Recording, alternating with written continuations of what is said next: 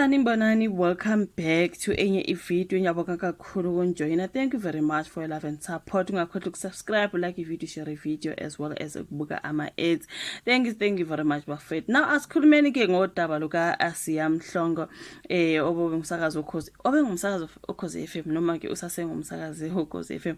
Angazi bafethu salukhumbula udaba luka Asiya Mhlongo esakhuluma ngalo lana ke ukuthi waye nomunye ke ayithandana naye ke abaxabana ngazi wambeka isandla allegedly, and then ke loyo bhuti ke wayomvumelela ke icala ubhuti Asiya Mhlongo bamvulela icala lokushaya into ekanjalo. Kwake kwabe kukhona ivideo lana, that was a recording we video ngiyacabanga ke bekhuluma nje belwa laphana ke uSiya nalomunye kuzwakala ngathi ayithi nguhambise esibhedlela ntontoni akwakuzwakala ukuthi ulimele lo munye, right? Sayikhumbula bafethu ngayiposta leyo video ngalesi yasikhathi kasokhulunywa ngokuthi uSiya uthe uyaphumula kancane lapha emsebenzini.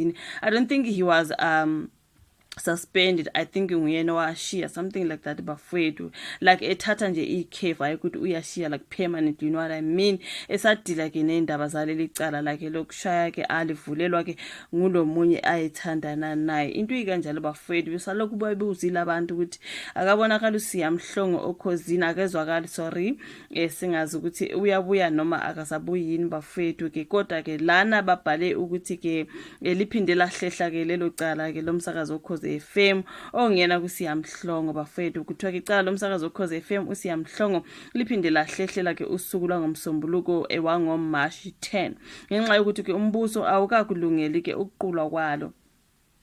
Na uSiya kubevele enkantolo yemantshi yaseThekwini phambi kwemantshi umhlonipheni Sibiya nomshushisi uShinazi Hussein ngolwesithathu. So imantshi kuvezile ke ukuthi leli cala ke selihlehla okugcina ke. So lo msakazi ona 40 ungaphandle ngesexwayiso ngenxa ke izinsolo zokushaya alimazi kabi umliso na 29 wayezinqanda mathe sakhe. So ngaphambilini ke inkantolo yaguqa ngenxa yokuthi ke kwakusaqoqwa ke ubufakazi bezitatimende ezeseka ubufakazi bomanga nomangalelo. So uHussein watshela uSiya ukuthi ke leli cala ubona kukuhle kuba lihlehle ngoba ke basadingida ukudaba lokuthi ke lidlulele esigabeni esandulela ukuqulwa kwalo.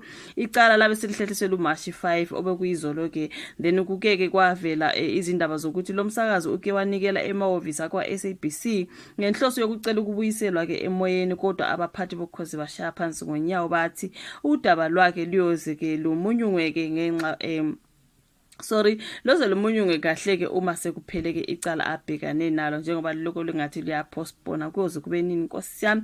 uSiya ke ume esakaza kuhlelo ubusuku, okay, so ume esakaza uhlelo ubusuku obuhle olungena ngo8 ebusuku phakathi nezinsuku. Ngaphambilini loyo ke okhulumeli SABC uMoni Sapulela yes waveza ukuthi uSiya ke uyena owazicelela ukuhoxa njengoba bengishilo eqaleni ekusakazeni lolu hlelo. So uhlelo lwakhe seluphenduke ke umbhedele tshekwane did I say it right?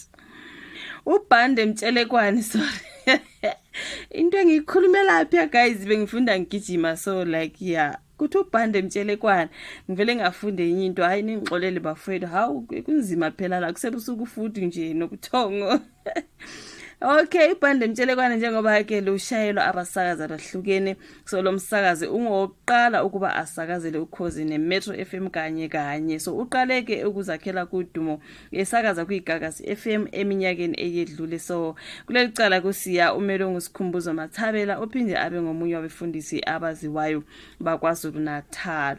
So ilona daba kaSiya Mhlongo bafethu ecaleni lakhe lokushaya isingazi ukuthi ke manje uyophinda abuye nini ke ku radio something like that lapha naKhozi FM, njengoba kuthiwa ke umsebenzi wakhe ulokho uba nje ngabanye into ikanjalo bafethu.